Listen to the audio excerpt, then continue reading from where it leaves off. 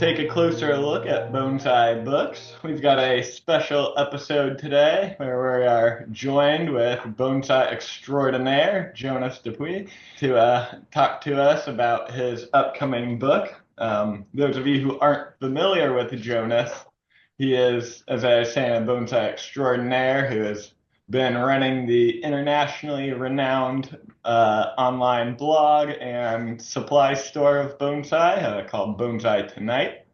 He's one of the founding fathers of the Pacific Bonsai Expo, the leading exhibitions in the US for high quality trees, and might recognize his familiar voice if you are a fan of BonsaiWire. So, yeah, thank you for joining us today, Jonas. We're excited to hear about your new book, the Essential Bonsai book, which we have with us here. Thank you. Yeah, so we're the day before the official release of it, correct? Yeah, tomorrow's the official day. We're actually packing them up in the other room over, getting ready to send them out today. That's awesome. April 15th is the day it comes out if you're listening after this. So get yourself a copy because it is a good one. So we're just going to be bugging Jonas with a few questions about it and his inspirations. And so like, what inspired you to start writing a blog? And like, were you always a writer, or did it just come naturally? And Yeah, I actually went to grad school to teach college composition. So writing has been a love of mine for a very, very long time. I wrote long stories as early as fifth grade. So writing has always been a joy. And the reason I started the bonsai blog specifically is, ironically, I'd started a blog for the a job I was working at back when I worked in academic publishing, and my employer told me to stop the blog, and so I said okay, and so I just stopped writing a blog for work and just immediately started the bonsai blog. Of course, my coworkers got so upset about that the company had to change a policy to allow people to blog about work-related stuff, but it was too late. I'd already written the first post, and that was that. That was really when blogs were, kind of exploding everywhere back in the late 2000, aughts or whatnot. And so, yeah, it was a lot of people didn't quite know how to handle them. It was like same thing when I was in DC and kind of had a blog. It was like, Yeah, I how, remember is that. this okay, or how does that work? So, yeah, your blog has definitely been kind of the consistent kind of feed of bonsai information, outside of the periodicals, because even, this is kind of early YouTube even wasn't really quite what it was. And so, one of my questions kind of dovetails off Brock's is with the major kind of vehicle for bonsai education being much more digital now, visual, YouTube, or various other sort of streaming. Why is it that you feel bonsai and education in book form, is kind of important now? Or I guess, do you see a need for that, or is that just sort of your preference in communication? It's one of the big lessons I learned, I think, as a result of having done the first book, which is to think a lot about what kind of information fits what format best. I remember one day I wanted to look up one detail about maybe what time of year I did a certain kind of work. And I had a great 2 hour video on the topic that someone had produced. And so after 2 hours, I learned the answer to my question was June. And so there's no less effective way to look something up than to scan through a 2 hour video carefully in case you might miss the one word you need to look up. So I really did try to make this book present and primarily focus on the kinds of information that make the most sense in two-dimensional paper format so people could look it up. That, along with a lot of topics, require a little more in-depth and thought. And so I thought reading that's a lot better way to absorb it than watching it like an episode of a TV show. Hmm. yeah, it's like they say, reading is a active type of Mhm. brain activity where it can't be reading without you. So That's that right. makes, yeah. Um, yeah, very cool. So can I ask how is writing a blog much different than what you would write in a book? But you kind of touched on that a little bit, but Well, even that one's different. I love writing blogs because you can pick the tiniest topic in the world and take as much time as you want, as many words and as many photos. And when you get to the end of it, you can feel really confident that for that teeny tiny question, you have addressed it. I've used close to zero blog content for both books now combined because it's a different tone and different space requirements. When you start thinking about how many pages go to which topics, it's really, I find it really challenging to figure out how to efficiently and effectively cover a topic that'll be in print. Yeah, it's interesting. You didn't intentionally use any of your blog content. I think for me, that'd be like the first place I'd go to repurpose a lot of that. But using, coming off the Little Book of Bonsai, what inspired you to write this other book? It seems to be much more directed at kind of people who are moving more into the art form. But yeah, what was your inspiration for it? A number of years ago now, I was working with a student who was planning to move out of the country, actually, to just a whole new climate in which to grow trees. And he said, "Hey, can we kind of do a few classes where we do nothing but kind of put together a guide for um, that would allow me to independently care for my trees?" And so as we were doing that, I just off the top of my head over several days, a day or two a week, came up with what would be the climate or fertilizer or health or development goals or everything. We kind of broke down the entire process for long-term development. And as I set it all down, I just thought to myself, this is the next book. It just popped into my head like that.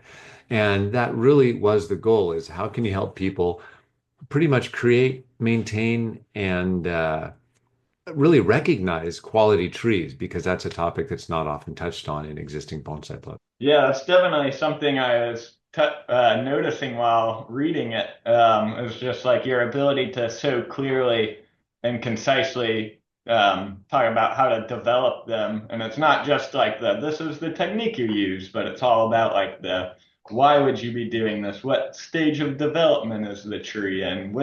How does that change what you're doing? And it was very clearly lined out like that. And speaking of like the format of your book, something that I was really interested in that I've almost never heard any bonsai professional talk about in a book or not was the fact that chapter one was creating a quality collection, which was really informative to me. And if you'd like to kind of touch on why you felt like that was such a key component to make for chapter one. Yeah, it just seemed like such a natural starting point. Is I learned years ago that by far there's one decision. If our goal is to create a quality collection, we really love beautiful trees and we want our trees to be as beautiful as possible. Easily, one decision is more important than all of the other decisions combined, and that is pay attention to what trees you bring on your property. Mhm. We're all talented people. We all can take sick trees and make them healthy. We can invest our time and energy and we can develop them and bring out all these great qualities.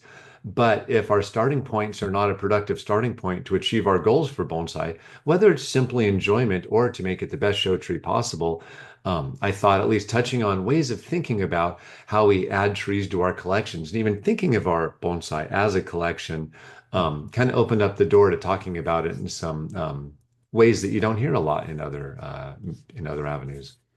So is that thought process, was that something that evolved sort of since your last book, or how has your thinking about bonsai evolved since the Little Book of Bonsai came out, or has it changed much since it was kind of this student inspired project? I think so. The reason I wrote the Little Book of Bonsai was that I was ready to not keep answering the exact same basic questions again and again and again Mm. about how do I make this tree not die. Mhm. And so it was really the target audience for that book was people with what I would joke is 0 or 1 trees. You're either curious about bonsai, what is this thing, and just absolute basics for keeping them alive.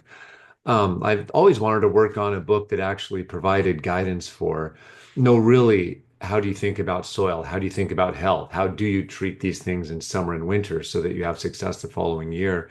And so I thought it would just be another layer of questions I wouldn't have to answer again and again. It's like, oh, look, here it is all wrapped up with a bow on it. And so Mhm. it just felt like a great way to cover it with a target audience more of pretty much every person in every club in the country is kind of the Mhm. target audience. Yeah. Yeah, you did a really good job at that, and I was definitely noticing how it's like that next level of information that gets really deep into it, and that's really about like setting goals to push yourself and your bonsai talent a lot further and selecting the correct trees to help you get there. I thought was really phenomenal.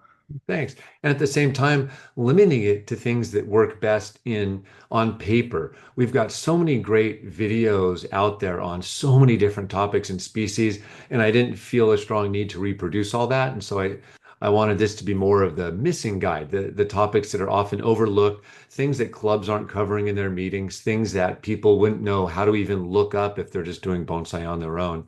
And I thought it would be nice to kind of wrap all that stuff up and present it in this format. Yeah, it's interesting, because that was really the main vehicle for bonsai education for the bulk of, bonsai history in the West was book form, unless you were going to go to a convention or something like that. And all these clubs have, some level of library where they have these books from the 1980s and the 1970s and these older sort of more outdated forms of information. A lot has been learned in the last, 25, 30 years. And yeah, it's interesting that this book feels kind of like an updated version of modern bonsai techniques presented though in a book form that might supplement kind of the club libraries where you're reading something that's now no longer in terms of soil or technique or whatever. It feels kind of like it's encapsulating a lot of the modern techniques that a lot of the either apprentices have been taught and come back with, and unless you're a direct student or engaging with that information somewhere else, you wouldn't really know to know how to work with trees and sort of the current techniques that are available. So it's kind of just like it feels like an updated version of kind of what has been missing, right? Because people aren't producing as many books as they used Yeah, to. that's exactly right. And some people actually do better with books than they do with videos, and so it's a good fit for them as well. The other fun thing I learned, which really I learned more after the fact, after the first book, is a lot of people are discovering bonsai who knows where. It could be in a gift store somewhere, it could be in a garden center, or it could just be a display at a bookstore. The vast majority of people that picked up the Little Book of Bonsai are not in the bonsai community at all. They're just people who are, oh, they saw it on a TV show or in a commercial, and they thought, oh yeah, I want to check that out, or what is this thing? And so Mhm. it turns out to be a great way to reach out to new people. Yeah, yeah, and having an updated design too. I think you could if you go to a bookstore and you see kind of all the bonsai books, you can kind of tell what era they're from just by the font or the layout or things like that. And so having more of an up-to-date, modern kind of offering for people, probably just naturally gravitate towards the newest kind of Yeah. book that they could choose from, right?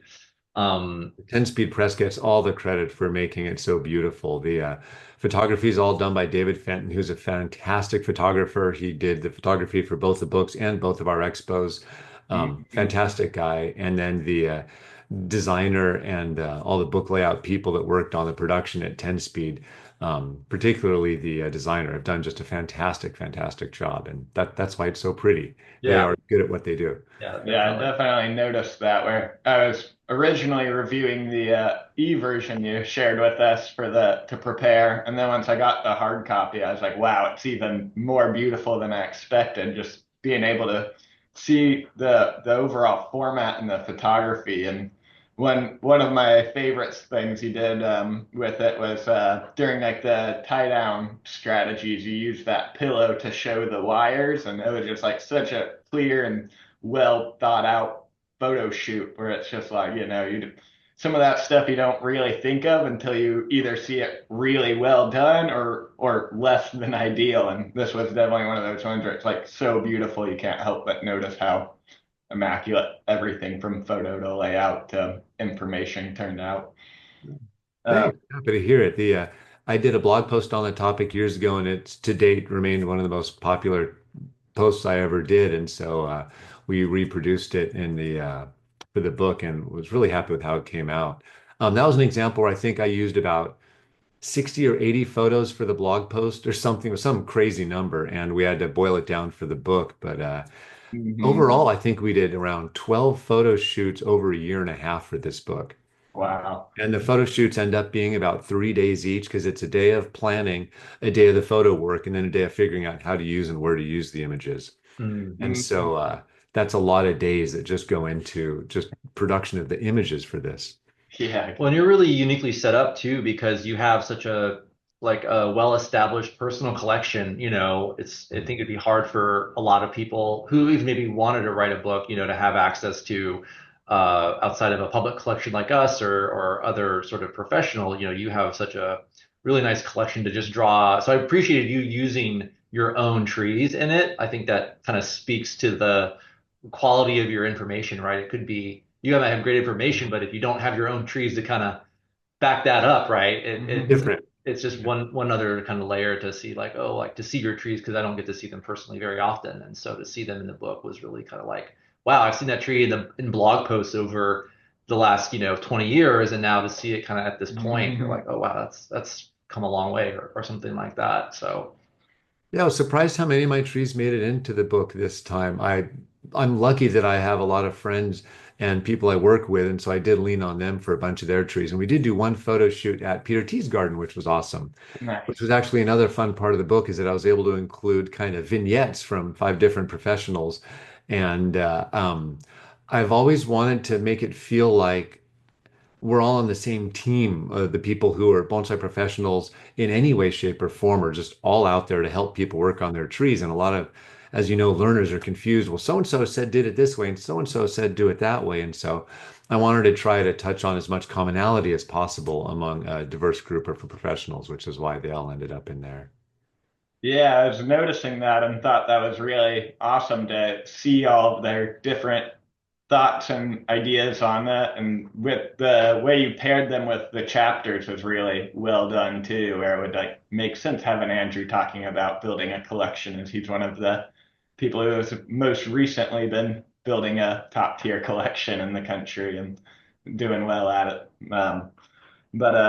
Yeah, I was also wondering, you mentioned at one point commenting on how the experience you get from working on mature trees is invaluable for building trees from starters. I was just wondering if you had any recommendations for those people who are trying to get into it and really trying to level up, but at the moment they still have like their first 20 nursery stock trees that they're still waiting 10 years of trunk development on. Like you, because I remember when I was first starting, I was lucky enough to be moving up in this area, and I was like, well, cool, there's a museum here. I'm going to go volunteer and hang out there. But I was wondering if you had any recommendations on how people can get those reps in with mature trees if they're trying to build those skills. Yeah, I think one of the things that gets missed a lot with beginners is both what they're working with and who they're working with. I think that's typically the biggest miss. A lot of people start with really young material, and what beginners could learn so much more from is material. Who cares if it's good or bad, but it needs to have a trunk that doesn't need additional development, and it needs to have some branches so they can start learning design stuff right off the bat. If you want to learn how to wire it, you need to have trees mature enough to be wired. Little teeny Right. tiny gallon cans or little guys can only get you so far. If the complexity of the tree is a little tiny trunk and 3 branches, you can learn how to put on 2 pieces of wire. So that's where nursery stock, stuff dug up from a garden, neglected trees are just a great source, or just helping out and volunteering with friends. Anything that can get your hands on trees is going to help you get those reps in, like you say. Design you can learn by looking at pictures, whether online or in publications. Looking at books from shows is a great start. You can also study kind of the formal aspects of design, but the more you can interact in person with great trees, kind of reverse engineer how high up the trunk does that first branch come from? What are the angles of the primary branches doing? The more you can have a relationship with those trees and learn to ask questions about what makes them tick, the faster you'll be able to make trees look the way you want. Yeah, I think you kind of referenced the distinction between, practice trees or sort of training trees and kind of your nicer finished trees or trees you're sort of working to a higher standard. And so, I mean, in your experience working with, various beginners, what would you say is the biggest challenge that you see beginners kind of having? Is that kind of just distinction of like, I just want to do stuff. I don't really think about the quality or kind of those sort of long-term goals. Like when you're working with your students, like what is the most kind of common barrier for them to overcome? It's when you kind of take apart that what they're working with and who they're working with. I had a big insight a few years back when A friend of mine was brand new to bonsai and he immediately got really, really good. And it just was so obvious from the outside. He skipped the whole stick and pot phase. Hmm. First trees had potential and he had absolutely great learning resources. He was working with top quality professionals. And I think most people have it in them to do pretty great work pretty quickly. Hmm. But you're not going to ever learn that if you've got a garden full of seedlings, cuttings, gallon cans, or just really unproductive starting points that are just abstract puzzles where you need to spend 5 years building out the primary structure before you can even start to wire and design it.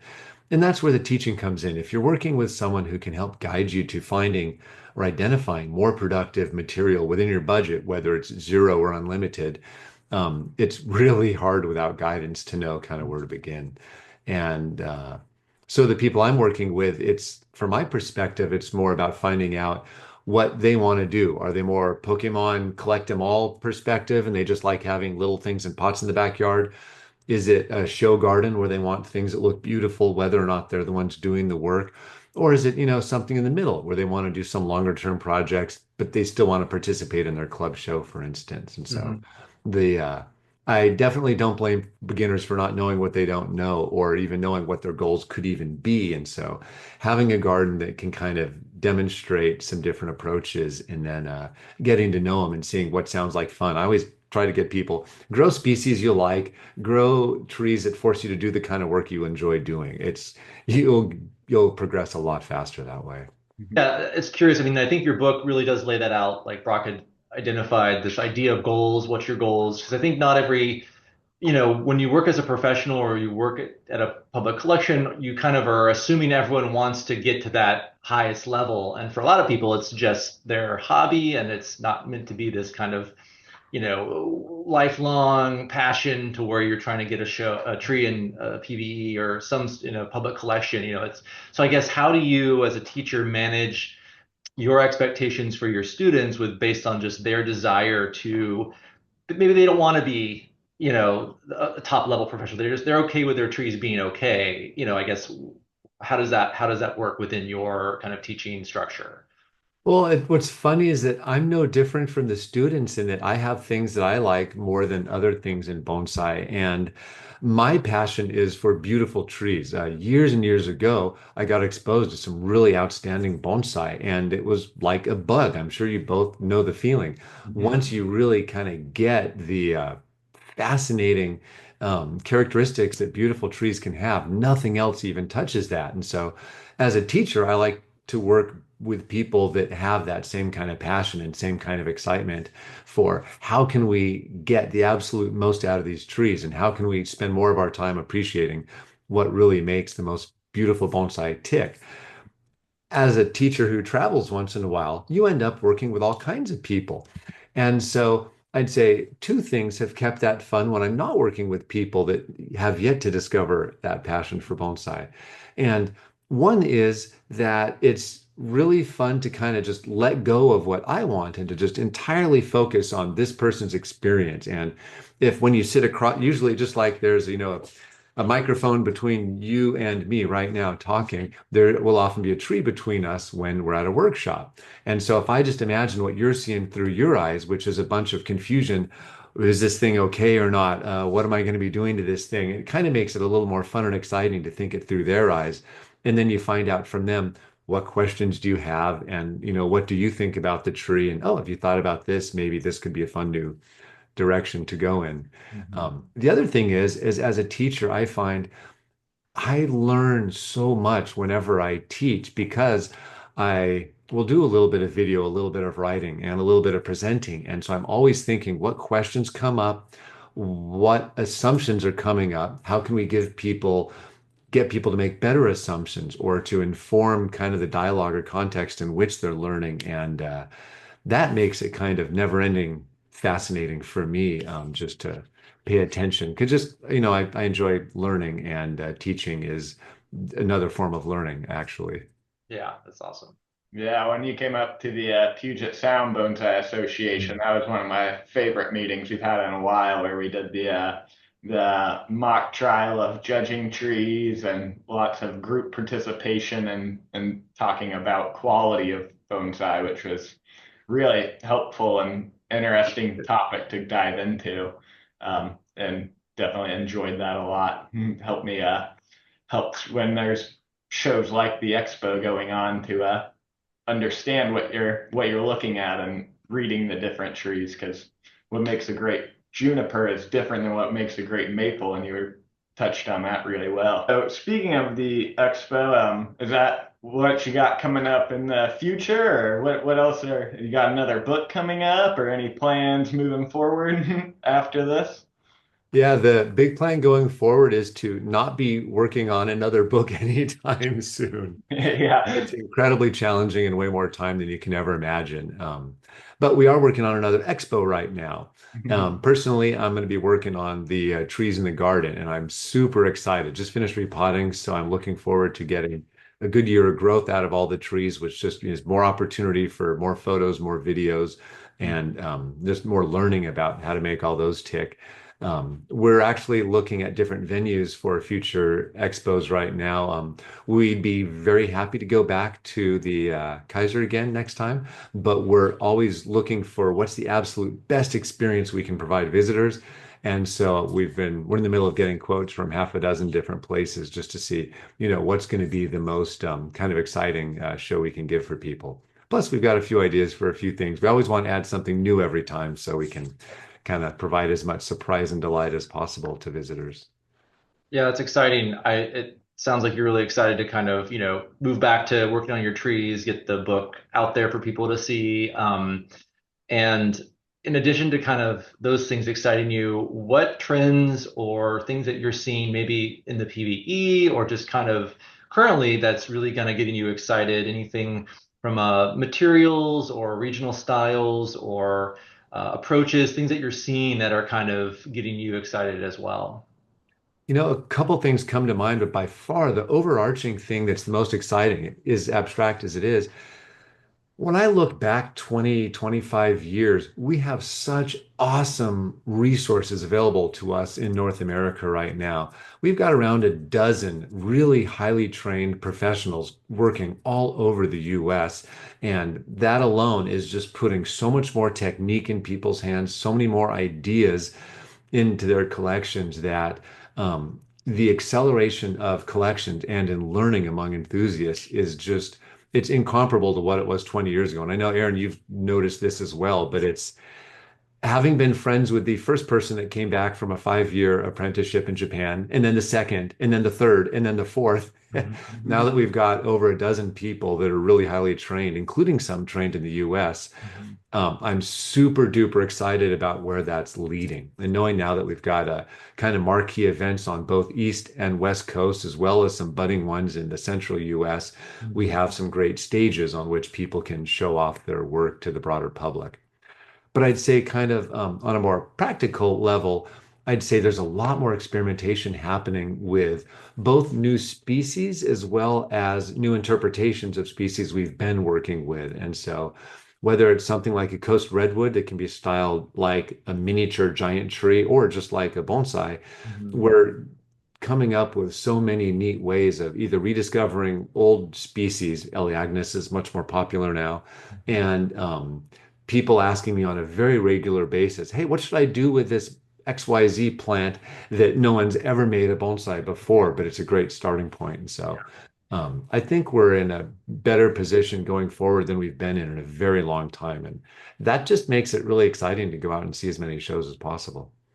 Yeah, that sounds great. I couldn't agree more. And I think in your own practice, I know you started out studying with Boone, and your trees are just so meticulous and so well crafted.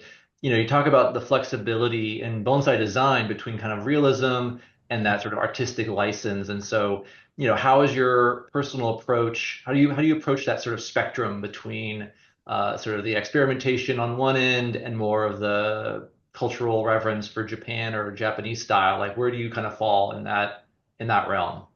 Yeah, there's so many different continua on which to evaluate our trees in terms of realism or in terms of tradition or novelty. And I'd say by far the greatest inspiration comes from the trunk. And so when I see a tree that may not be a perfect representation of how that species grows in nature, but it happens to be an absolute obvious candidate for a bonsai, I'm much more likely to make that tree something that wouldn't look out of place in more historical looks at what bonsai would be. But when you get something really unusual, it has some fantastic characteristics to show up. I'm much more likely to be playful with the design and try out different things. I'll actually play a game which you might find kind of funny, and I do this in workshops as well, where you just play the what would so and so do with that? It's like, well, this is the obvious front, and a lot of people would come up with that. But what would Peter T do with that tree? What would Ryan do with that tree? What would Mario Comsta do with that tree? What would someone Taiga Urushibata do with that tree? And you start putting on these different kind of frames or perspectives, and it can yield some really fun results, not only for picking a front, but for coming up with a foliar design. I really enjoy a pretty broad diversity, which is why it's honestly one of our secret reasons why we do the expo. We want it to be as big tent and inclusive as possible because we very selfishly want to see as much fun and forward-thinking design as possible. Yeah, it's been a great feature of that show to really try to embrace and encourage that much more. Yeah, it's amazing for sure. Yeah, Brock, you couldn't wipe the smile off your face during the last expo. Like that was you couldn't hide your enthusiasm if you tried. Yeah, I was shaking for days. Made the drive home so easy. I was felt like 3 hours just thinking of how many amazing trees and amazing people and moments were held there. Got me. We've got so much further to go. There are so many low-hanging fruit for things we can be doing better. That's actually maybe the third thing I'm excited about is when walking through the expo, there's a lot of things that can be done just even within a short amount of time to improve just about every one of the trees on display. And just think about how much better now with how much help we've got available to people working on their trees. Just, I think within a very short time, we're going to see some pretty massive improvements, and that'll be reflected in club and regional shows across the country. Absolutely. Yeah. Well, thank you so much for carving out some time to talk about your amazing, beautiful, The Essential Bonsai book. That will be hitting shelves tomorrow as of the day we're recording, in the past by the time you're listening, I'm sure. So go get yourself a copy and support Jonas and get yourself some good top tier learning. So thanks for joining us. Thanks, Jonas. Thanks so much. It was super fun to chat. Yeah, awesome. Please stop by the museum. We're open year-round. You get to see the trees all the time, and we rotate out our species and whatnot, so always a great time to come by. And if you're feeling up for it, we are also run by the donor support, and so any donation is appreciated of any dollar amount. You could find more information about that on our website, or if you are here in person, there's options for donating then too. So yeah, please come by and subscribe, and keep your eyes on us. Always remember, it's a great idea to take a closer look.